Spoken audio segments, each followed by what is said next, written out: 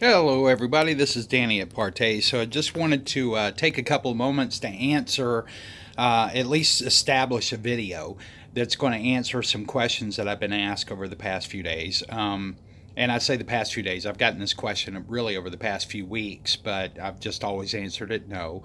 But I figured maybe it's time to do an explanation. So the question was, do you use paint? And the answer is simply no. But we started using paints. Polymers, which is what we use, polymers are included in paints. They're generally part of the binder. But we moved away from paints because one of the things that we learned with what we're trying to do, okay, this is ParTay's approach. We're attempting to emulate the high technology that is in some of the layered screens that you see out there from Screen Innovations, ones that you would see from Elite or Daylight. Given now, a lot of those layered screens are not cast here in the U.S. Screen Innovations is the only one that I'm aware of that casts their own screens. All those others are generally cast over in China. So what we do is we take the same approach. Now they use liquids to create those layers of film that are bonded together to make those screens. We're doing the same thing. We're just doing it in liquid form and not casting it.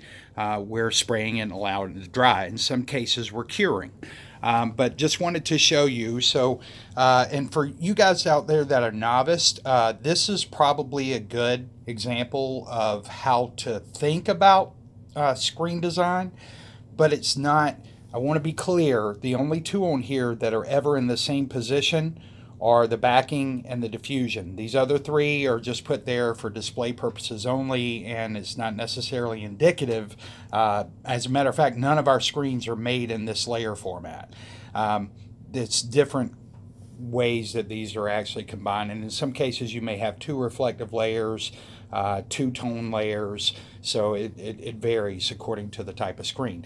And it'll help as I go through some of the materials. So, like for example, here are two of our reflective layers. Now, the backing layer is generally either a white or a black, according to the type of screen that you order.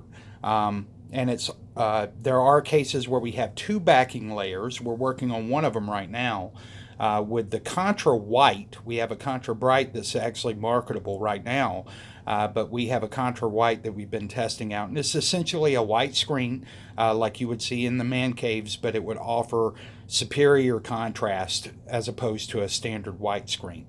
And so in that case, we're using a tertiary backing to help absorb some of the color spectrum that will actually lead to better contrast. So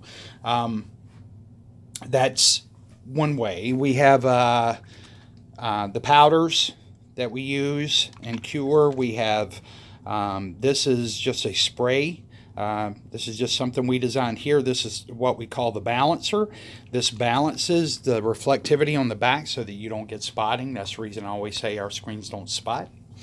We have the diffusion layering. Now this is the 3-time diffusion layer, so it's going to be much thicker than some of our others. And you can see in there that it's got a little bit of fluid floating on top of it, but it's not, it's kind of gelled down at the bottom, so that'd be mixed up and sprayed on. Now, the 1-time diffusion agent, which would allow maximum brightness and also still diffuse some of the ambient light that's hitting the screen, would be a lot thinner than that.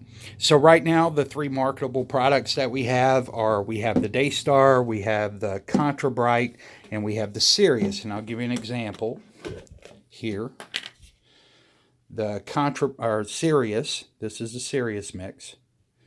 Okay, very, very thin mix. Okay, and then I'll show you the Contra Bright. As thin as Sirius is, Contra Bright is even thinner. But what you'll notice is they're close to the same tone when you look at them, right? But they're not whenever they're sprayed on. But much thinner, almost like water. It's not water, by the way. And then some of the other additives we use, because we use 3 different types of polymers that are the base for these cores.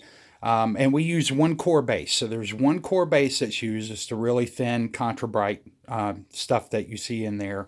And then we add tone. So the tone that we add is we add a color agent into those.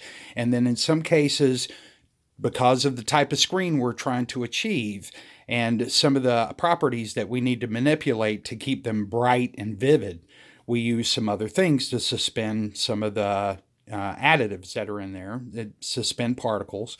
So some of that's like body gels, powders. We have some other polymer resins that are used. And then all of that sprayed. Now it's sprayed, the back end layers are usually sprayed using just a standard Wagner because you're just trying to get a color sprayed on there.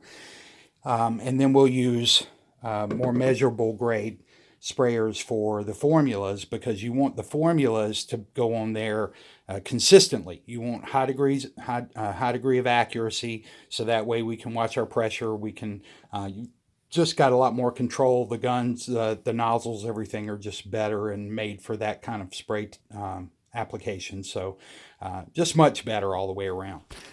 So essentially, the purpose of that is so that we can build screens for any, whether it's a long throw, short throw. To me, I throw long and short into the same bucket. The only thing you have to worry about short throw a lot of times is spotting.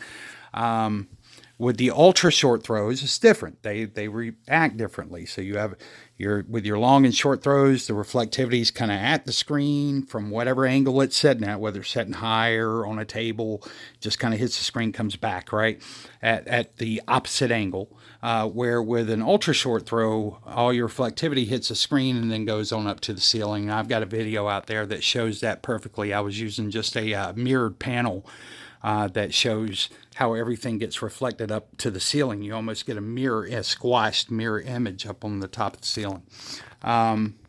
So you can see in here, got a nice bright. Now this is not my standard living environment because normally I wouldn't have that light on. I wouldn't have that window open with the I wouldn't have all that pulled over to the side. So I've just got trying to get as much light in here as possible. A lot of times when I'm in here, I just have window light from the window coming through, and sometimes I'll have that lamp on. But what that does is allows me to control. Now, if I can find my clickers here again. See if that'll get us back. What I do is in here, just so you can see, now this is the Daystar, Xiaomi Mi TV, 2250 ANSI lumens. This is the Daystar, so it's a mid-gray. It's not even a dark gray. It's more of a middle gray. And then the Contra Bright is more of a silver, and Sirius is black. But you can see in here that even with, and I have the settings. Let me show you my settings. So the only thing that I have here, Xiaomi runs from 0 to 100, so I've got everything set at 50. That's standard setting except for the sharpness. I have it set at 55 just to give me a little more detail because this is a 1080 and I like sharp images. So I'm going to pop that just a bump just so that I can get a good sharp image on here. But you can see even in this light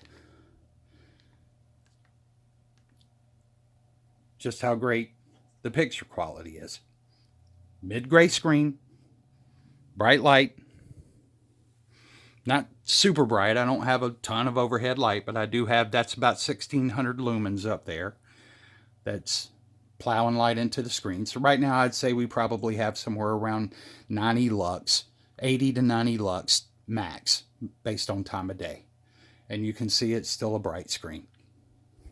On my brightness, now this one, the closest thing it has to an eco mode is if you go into light mode, I've got it set at normal. Movie makes it brighter. There you go. And then highlight does it too, but it changes some of the midtones. So I just go back to the lowest setting, which is normal. And that's what you're watching. So hopefully this answers some questions for you guys. If you have any additional questions, you can always reach out to us at the email in the description. And I hope you guys have a great weekend. Take care.